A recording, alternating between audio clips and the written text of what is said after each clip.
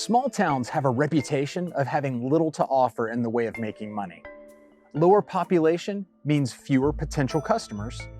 Fewer corporate jobs means less money circulating in the community. But does that reputation hold water? At the surface level, it sounds like it probably does, but when you look a little deeper. What's up, everyone? Hey, my name is Brian. I'm a small business owner, a real estate investor, and an avid side hustler. I've been self-employed for almost 20 years. Now, I'm obviously not the most successful guy on the planet, but I've done pretty well for myself. And I love sharing with and learning from other like-minded entrepreneurs. Welcome to my channel and to one of my income streams, my grocery store. If you live in a small town and you're looking to start or grow your own business, you may have a few more advantages than you realize. While it's true that a higher population does mean more potential customers, there's also something else that a larger city has, and that is more competition, higher cost of living, and a higher cost to operate your business. A small town, on the other hand, may have fewer potential customers, but it also has less competition, lower cost of living, and lower cost to operate your business. So while you may bring in less revenue than your big city counterparts, it also requires much less to operate and live in a small town. In short,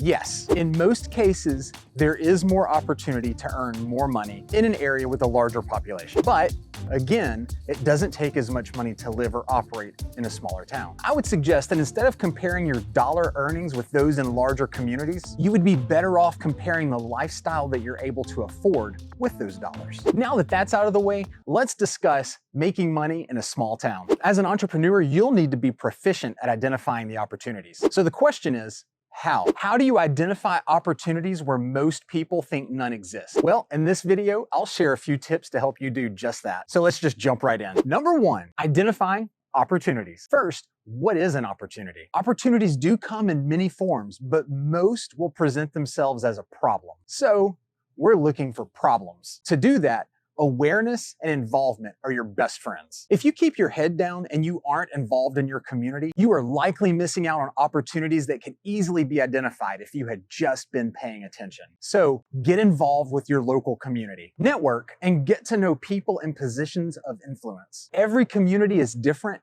but volunteering with your local chamber of commerce could be a really good first step. Attend your city council meetings. I'm serious when I say get involved in your community. Participate in everything that is available to you. If other business owners in the community will be there, if other people from the general public will be there, go. Participate, shake hands, get to know people, because that is the quickest way to get your pulse on the community and find problems. For example, maybe at a city council meeting, you hear a recurring theme of residents complaining that their yard debris isn't being picked up from the road as often as they'd like. Normal people hear residents complaining about their roadside pickup. An astute entrepreneur hears customers complaining about a problem that they're probably willing to pay to have resolved. And those are the types of opportunities that you need to be identifying. Get involved and pay attention. Opportunities will present themselves. It's just up to you to recognize them. Okay, so now once you've identified a problem, what's next? Trace it back to its roots and ask yourself a few questions. Why does this problem exist? Is this problem a symptom of a larger problem? Do enough people have this problem to make it worth solving? Am I uniquely positioned to solve it? If so, can I move quickly enough to solve the problem and capture the market before someone else does? Let me share an example of this from my hometown. We had a large F3 tornado cut our town in half a couple of years back. Expectedly so, this was a traumatic event for our community, and it created an opportunity that still has not been serviced to this day. The fear associated with that night created the perfect opportunity to generate demand for tornado shelters. And we don't have a single tornado shelter dealer anywhere around our area. This opportunity was on my list to tackle, but I just never got around to it. And I would say the time window for this opportunity is probably near expiration by now as the memories of that night begin to fade. But looking back, if I had decided to take advantage of this opportunity, how would I have done it? It's really pretty simple and straightforward. I would simply research tornado shelter manufacturers and I would contact them about becoming a dealer. Then you simply advertise tornado shelters to your community. And you could also go talk to your local builders or your local home designers and offer them a commission for every home they include a tornado shelter in. You could even take this business on the road. When other communities nearby are hit by a tornado, simply advertise your shelters there. And some people may think that you're taking advantage of a bad situation, but you're really not. It's a symbiotic relationship. You'll really be doing the community a favor by bringing each of your customers peace of mind. Now they'll know they don't have to hide in the bathtub next time the wind blows. And you and your installers make a decent paycheck. Now, on the topic of taking advantage of people, offer them at a fair price. You don't jack the price up because people are scared. Offer them a good product at a fair price, and you're not taking advantage of anyone. And like I said, opportunities like that are everywhere. You just have to keep your eyes open and pay attention. Number 2, position and timing. All opportunities have a time window. Once you identify an opportunity, it's very likely that someone else has too, because you are certainly not the only one in your area looking for them. So once you start looking, be prepared to jump. Now that doesn't mean to jump into it blindly. Be quick, but never cut corners. If something is worth doing,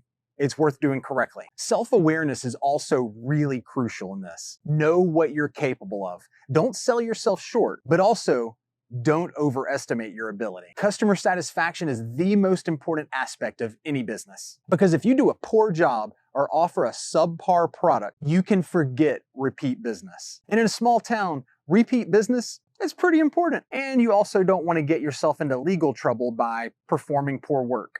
Now you'll have to balance all of that while moving quickly enough that other people don't beat you to market. It really is a balancing act. Number 3, execution. Execution is king. We all have that friend that constantly talks about that great idea they have. And they've probably been talking about it or others like it for years. But guess what? It's never gonna happen for them unless they execute and make it happen. Don't be like that friend. And if you are that friend, tough love moment. You will never accomplish anything in life if you don't stop thinking about it and do it. Stop waiting for someone else to hand it to you. It's not going to happen. Get out and do it. Just get started. Take the first step. And if you don't know where or how to get started, you either aren't thinking about it hard enough or it's not the right idea for you. But it's time to act. Make your plan and get out there and do it. Stop talking and do it. And one more thing that small town entrepreneurs need to consider: the internet. You might live in a small town, but you also live in a big world. And thanks to technology, that whole big world is at your fingertips 24 hours a day, 365 days a year. And while there are plenty of opportunities that you can identify in your community, there are millions more online. So you cannot use the size of your town as an excuse. Now, for those born with the entrepreneurship gene in their blood, the problem for you is going to be deciding which opportunity or which problem to tackle first. Some people just have the fortunate ability to see opportunities everywhere they look. And for others, finding those opportunities may not come quite so naturally. It may take a little more time and effort on your part. But if you have a hard time identifying those opportunities, it doesn't mean that you can't be a successful entrepreneur. It simply means just that. You have to look a little harder to find your opportunities. Problems exist everywhere. And if your desire is to be an entrepreneur, your main objective is to learn how to identify them. And then once you identify what you think is the perfect opportunity for you, now you just need to find the most efficient way to solve it and monetize it. And this all starts with a simple mindset shift. You must begin seeing problems as opportunities. That simple mindset shift will open your eyes to a world of opportunities that you haven't been noticing. And speaking of a mindset shift, if you need help with that, watch this video right here. Your mindset can either be a powerful tool to help you, or it can sabotage everything. And this video will help you evaluate all of that. Thanks for watching. I hope you found value in this video, and I'll see you in the next one. Bye.